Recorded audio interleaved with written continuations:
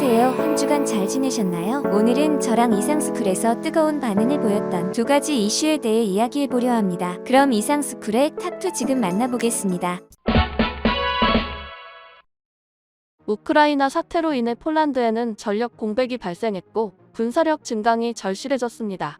그런데 최근 폴란드가 군사력 증강을 위해 한국산 무기 대거 수입 입장을 밝히며 전 세계의 눈은 한국 방산 시장으로 향하게 됐습니다. 현재 폴란드의 국방력은 우크라이나와 거의 비슷한 수준으로 상위권에 랭크되지는 않습니다. 하지만 우크라이나 사태가 발발하자 미국은 폴란드 내 미군을 1만 1,600명 규모로 확대해 폴란드의 역할은 앞으로 더욱 커질 것으로 예상됩니다. 또한 현재 미군의 폴란드 내 영구 주둔을 시사하고 있어 국제사회에서 폴란드의 존재감은 더욱 커질 것으로 보입니다. 그런 폴란드가 한국산 무기를 대거 수입하겠다고 하자 국내에서도 계약서에 도장 찍기 전까지는 모른다라며 기대감을 일축했습니다. 실제로 한국 정부와 방사청도 약 일주일 전 폴란드와의 MOU 체결 발표 당시 아직 확정된 것은 없다, 아직 협상 중이라며 신중한 모습을 보였습니다. 그런데 이틀 전 25일 한국산 무기를 곧 구매할 것으로 알려진 폴란드에 방산 업무를 전담하는 무관이 파견된다는 기사가 보도됐고, 이후 오늘 27일 폴란드 정부가 오늘 한국산 K2 흑표 전차 980대와 K9 자주포 648대, FA50 경공격기 48대 등을 도입하는 무기 구매 계획을 승인한다는 보도가 확정됐습니다. 불과 일주일 전쯤 당시 단순한 MOU 체결이었기에 실제 구매 승인까지는 적지 않은 시간이 걸릴 것으로 예상됐지만 상당히 빠른 시일 내에 계약이 성사된 것입니다. 27일 폴란드 정부에 따르면 마리오시 부아슈체크 국방부 장관은 이날 오전 9시 30분 폴란드 국방부 본부에서 이런 내용을 담은 군비 계약을 승인할 예정이라고 밝혔습니다. 폴란드 국방부는 한국과의 K2, K9 자주포, FA50 등 무기 계약은 최근 몇 년 동안 가장 중요하고 큰 폴란드 방위 명령 중 하나라며 주문한 장비는 폴란드의 방어 잠재력을 강화한다고 설명했습니다. 폴란드가 새로 도입하는 한국산 무기는 현지 군사 전문가들의 의견과 평가 등을 고려해 생산됩니다. 방산업계에서는 폴란드가 미국산이 아닌 한국산 무기를 대거 수입하는 이유에 대해 납품기간 단축과 기술 협약 등을 내세운 민관합동 수주 전략이 주요했다고 전했습니다. 한편 폴란드와의 이번 계약에서 수출되는 무기를 살펴보자면 먼저 K2 흑표 전차 주문은 두 단계로 나뉩니다. 첫 번째는 올해부터 180대의 전차를 폴란드에 전달하고, 두 번째는 기술 협약을 통해 800대 이상의 K2 전차를 폴란드 현지에서 생산합니다. 마리오시 부아슈차크 장관은 폴란드는 1000대의 전차를 한국에서 살 것이라며 우선 180대의 K2 흑표 전차를 올해 인도받기 시작해 기술 이전을 통해 800대 이상의 K2 전차를 폴란드 현지에서 생산할 것이라고 말했습니다. 이어 2026년에는 K2PL 전차 생산을 시작할 것이라며 같은 해에 기존에 확보한 K2 전차도 K2PL 규격으로 표준화할 계획이라고 전했습니다. 이처럼 폴란드가 한국의 K2 전차를 1000대가량 수입한다는 것은 상당히 놀라운데요. 왜냐하면 원래 유럽국들의 전차 수입에 있어 독일의 레오파드를 선택하기 때문입니다. 그럼에도 폴란드가 한국의 K2 전차를 선택한 것에 관계자들은 K2 전차와 독일의 레오파드의 성능은 엄청난 차이가 나지 않는데도 K2의 대당 가격은 150억 원 정도인 반면 레오파드의 가격은 400억 원 정도로 거의 3분의 1 정도 저렴한 이유를 들었습니다. 그리고 폴란드보다 먼저 한국의 K2 전차 수입 협상을 진행하던 나라가 있죠. 바로 노르웨이입니다. 현재 노르웨이 역시 독일의 레오파드와 조율 중인 것으로 알려졌는데요. 노르웨이 군 당국은 올해 안으로 K2 전차 도입 여부를 결정하겠다는 입장을 전했습니다. 앞서 노르웨이 내부에서는 같은 나토 회원국인 독일의 전차를 수입할 것으로 거의 정했지만 본격적인 성능 평가에서 K2 전차의 뛰어난 혹한 테스트 결과에 놀란 관계자들이 K2 전차 쪽으로 방향으로 바꾼 것으로 알려졌습니다. 이후 지난 5월에는 한국 방산청과 노르웨이 국방부, 병기총국은 서울에서 한 노르웨이 방산군수공동위원회를 진행했는데요. 당시 노르웨이 국방부는 북한의 미사일 실험을 규탄한다며 한국에 상당한 우호적인 모습을 보여 수주 기대감을 높였습니다. 이처럼 폴란드와 노르웨이를 시작으로 유럽에서 독일의 전차가 아니라 한국의 전차가 성행할 조짐이 보이자 독일이 당황하고 있다고 관계자들은 밝혔습니다. 유럽의 전통적 군사 강국이던 독일이 하루아침에 한국산 무기의 존재감을 잃을 위기에 처했기 때문입니다. 한편 폴란드는 K9 자주포도 총 648문 사들인다고 전했습니다. 먼저 올해 1단계로 48문을 확보할 예정입니다. 이어 2024년부터 600개 이상의 자주포 인도가 시작되며 2026년부터 폴란드 현지에서 제조됩니다. K9에는 폴란드 통신 시스템이 장착되고 통합 토파즈 전투 관리 시스템에 연결됩니다. 이들 자주포는 폴란드가 우크라이나에 인계했던 무기 공백을 채울 것으로 알려졌습니다. K9 자주포는 명실상부 현존 자주포 중 최고 수준입니다. 앞서 지리적으로 자주포가 사실상 필요 없는 호주도 K9 자주포를 수입하며 K9 자주포는 이미 7개 나라에서 1,700여 문 이상이 운용되면서 세계 자주포 시장의 69%를 넘어서고 있습니다. 특히 올해 2월 이집트와의 2조 원대 규모를 계약한 바 있는데 당시 이집트가 공개한 시험 영상에 전 세계가 놀란 바 있습니다. 이집트 현지 시험에서 1km 떨어진 전차 크기의 작은 표적을 맞히는 시연이 공개되며 미국도 K9에 관심을 가지기 시작했다는 소문도 나왔습니다. 또한 앞서 K2 전차 수입을 조율 중인 노르웨이도 K9을 운용하는 나라인데요. 세계에서 손꼽히는 악조건의 기후와 지형을 가진 노르웨이에서 살아남으며 수출이 성사됐었습니다. 2014년 수출 평가 당시 K9과 독일의 PZH-2000 자주포는 노르웨이 산악에서 기동과 삭격 시험을 진행했는데 PZH-2000은 엔진에 과부하가 걸려 고장이 잦았고 유럽의 평지에 맞춰 개발한 PZH-2000은 눈이 쌓여 미끄러운 노르웨이의 가파른 산악에선 렉을 추지 못했습니다. 급기야 독일이 예비로 가져간 PZH-2000 자주포를 투입했지만 또 고장났다고 알려졌습니다. 하지만 한국의 K9A1은 고장 없이 생생했다고 합니다. 당시 노르웨이 수출 이후 K9은 전 세계 어디에서든 작동되는 자주포라는 이미지와 핀란드와 에스토니아 등으로 연이은 수출 실적을 올리며 세계 최고 자주포라는 명성을 얻게 되었습니다. 심지어 K9은 버튼만 누르면 포탄과 장약이 자동으로 포신에 장전돼 사격이 이뤄지는 전자동 무인 시스템이 가능한 개량형 개발을 마무리 중이며 이후 사거리 100에서 130km로의 개발도 진행 중입니다. 한편 폴란드는 마지막으로 한국의 FA-50 공격기도 수입할 것을 밝혔는데요. FA-50 경공격기는 처음 첫 12대를 구매해 2023년 중반 폴란드에 인도될 예정이며 최종 구매 수량은 48대로 알려졌습니다. 폴란드는 당초 전투기 수입 사업을 추진할 당시 미국의 F-16을 원했으나 우크라이나 사태로 물량과 주문이 많아지며 폴란드가 지금 주문을 넣으면 양산 시작이 2027년으로 보여 포기할 수밖에 없었다고 전해졌는데요.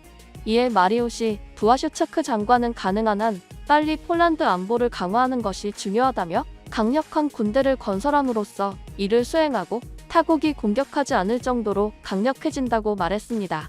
이어 한국에서 장비를 구매하기로 결정할 때 군비의 효율성, 인도, 속도 등 업계의 이점을 포함해 여러 측면을 고려했다며 한국과의 구매 합의는 이러한 모든 요소를 결합한 것으로 다른 장비 제조업체는 짧은 시간에 품질의 무기를 제공할 수 없다고 전했습니다.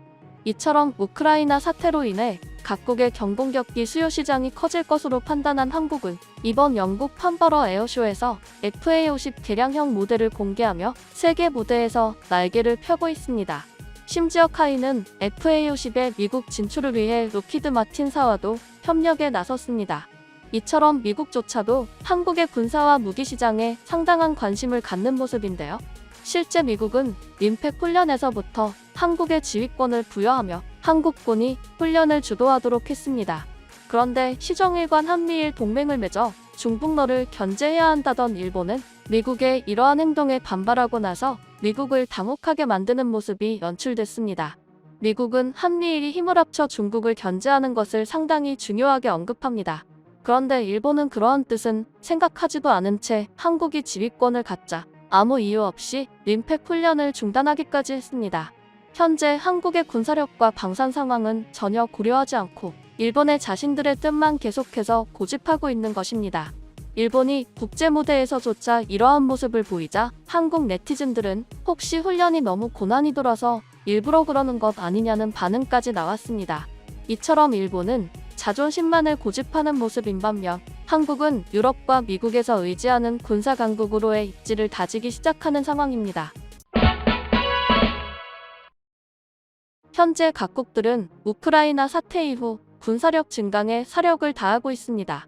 그 중에서 선진국들은 국방력 순위권의 나라들의 전력을 살피며 앞으로 벌어질지 모르는 상황에 대비하기 시작했습니다. 지금 서방국들은 우크라이나 사태로 끝나는 게 아니라 또 다른 위기인 중국의 대만 위협에 대해서 많은 의견이 나오고 있습니다. 실제로 윌리엄 번스 미국 중앙정보국 국장은 중국이 대만에 무력을 사용할 가능성이 있다며 우크라이나를 침공한 러시아를 지켜보며 그 시기와 방법을 정할 것이라고 20일 진단했습니다. AFP, 로이터 통신 등 외신에 따르면 번스 국장은 이날 미 콜로라도주에서 열린 에스펀 안보 포럼에 대담해서 이같이 밝혔습니다. 그는 대만에 대한 중국의 지배권을 주장하려는 시진핑 중국 국가주석의 의지를 과소평가하지는 않을 것이라고 말했습니다. 그는 시 주석이 올 10월 공산당 당대회 후 대만을 공격할 가능성은 작다면서도 우리가 보기에 그 위험은 점점 더 커지고 있고 2029년 전까지 일어날 가능성은 더 커지고 있다고 분석했습니다. 특히 현재 시 주석은 사면임이 거의 확정된 상황으로 자신감이 상당한 상태라고 말했습니다.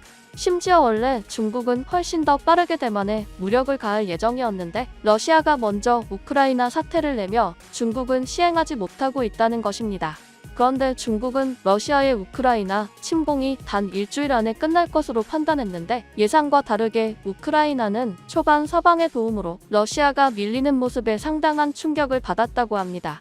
만약 자신들이 먼저 대만에 무력을 가했다면 자신들이 제재를 받았을 것이고 대만이 서방의 도움으로 자신들이 밀리는 모습을 경험했을 것이기 때문입니다. 하지만 얼마 지나지 않아 서방의 대러 제재는 약해지고 러시아의 에너지 무기화가 되려 서방국들의 인플레이션을 불러오자 중국이 다시 한번 자신감을 얻기 시작했다는 것입니다.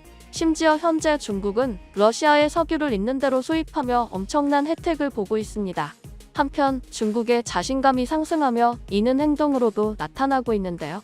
오늘 26일 대만이 중국의 침공에 대비한 연례 군사훈련을 개시한 당일 중국 군용기가 대만 방공식별 구역에 진입했습니다.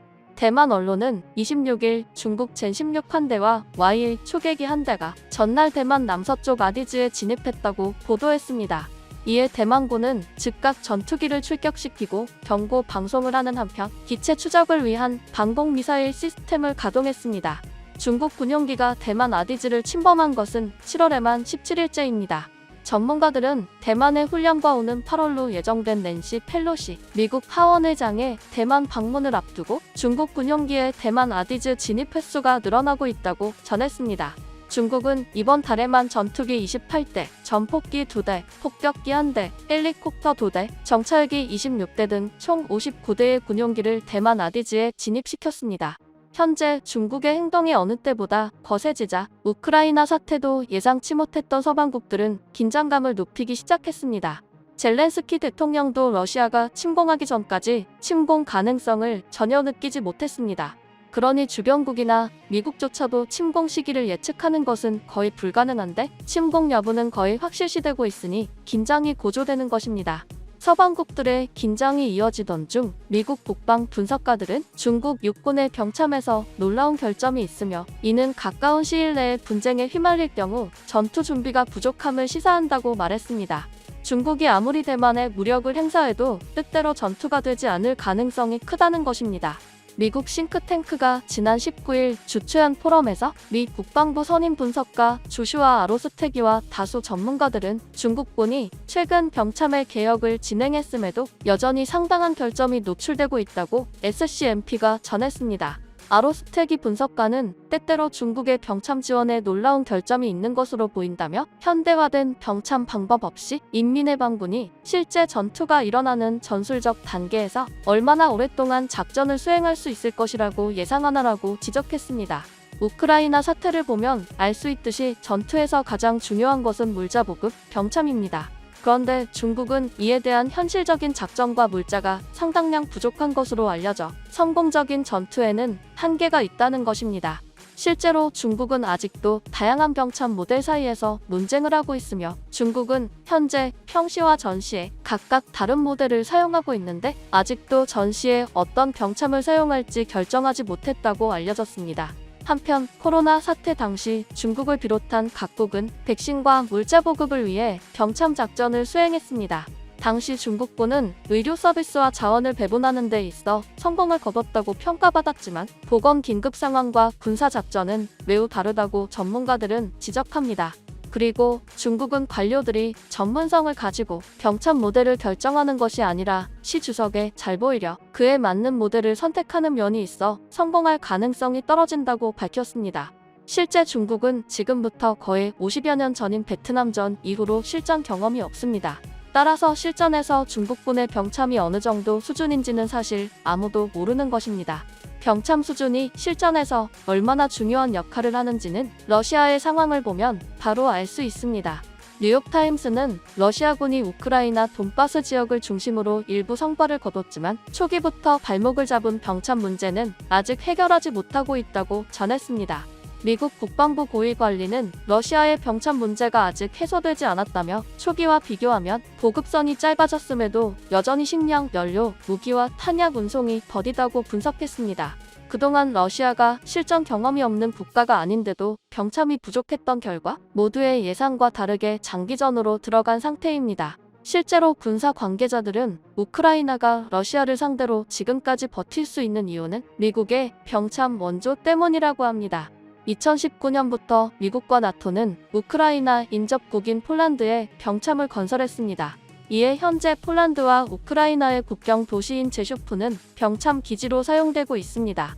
한편 현재 중국의 병참은 성숙하지 못한 반면 대만은 미국의 병참 기술을 받을 것으로 보입니다. 지난 15일 미국은 대만에 대한 1억 800만 달러 상당의 군사적 기술 지원 제공을 승인했습니다. 미 국방부 산하 국방안보협력국은 이날 성명을 내고 미 국무부가 대만과의 관련 대외군사 판매 계약 체결을 승인하기로 결정했다면서 이같이 밝혔는데요. 대만이 자국 탱크와 전투 차량의 수리 예비용 부품 구매와 조립, 병참 기술 지원 등을 원했고 이에 응해 관련 부품과 기술 지원을 제공하기로 했다는 것입니다. DSCA는 이는 대만의 운송수단, 소형 무기, 전투 무기 체계, 병참 지원, 물품의 유지를 도와 현재와 미래의 위협에 대응하는 대만의 능력을 높일 것이라면서 미국 및 동맹국과의 군사적 상호 운용성도 향상될 것이라고 말했습니다. 그런데 미 국방부 관계자들은 중국의 병참 문제를 이야기하면서 중국의 이웃국인 한국군의 현실을 조명했는데요. 50여 년 전 마지막 전투를 치룬 이후 긴장 상태와는 거리가 먼 중국과 달리 한국은 여전히 전쟁 중인 국가로 긴장의 끈을 놓은 적이 없다고 말합니다. 따라서 한국은 그 어떠한 국가보다 즉시 태세를 갖출 수 있는 나라로 병참 시스템도 상당할 것으로 봤습니다. 한편 얼마 전 있었던 림팩 훈련에서는 미국이 아닌 한국의 주도하에 훈련이 진행되는 장면이 연출됐는데요. 림팩 훈련 당시 한국군의 상당한 주도 능력을 인정했는지 육군은 처음으로 미군 전력을 한국군 전투단에 편성하고 작전을 통제하는 식으로 한미 연합훈련을 진행했습니다. 이러한 훈련은 미국과 함께 쿼드 연합체 소속인 일본도 해보지 못한 것으로 세계에 놀라움을 안겼습니다. 보통 미군은 세계 최강이며 높은 자존심으로 훈련을 다른 나라에 맡기지 않는데 림팩 훈련 당시부터 한국군에 연이어 지휘를 맡기는 상황인 것입니다. 이런 상황이 지속되면서 미군이 한국군을 전적으로 믿고 인정하는 모습으로 보여집니다. 미국과 전 세계의 도움을 받아 소중한 민주주의를 지켰던 대한민국이 이제는 미국이 군사훈련을 믿고 맡기는 나라가 된 것입니다. 결국 중국은 안정된 지정학 위치에서도 긴장하지 않아 전투의 기본인 병참 문제조차 해결하지 못하고 있는 반면 한국은 강대국으로 둘러싸인 다소 불리한 지정학 위치에서 계속해서 자주 국방을 갈망한 결과 미국의 우방국이 되었고 전 세계에 무기를 수출할 정도로 성장한 모습입니다.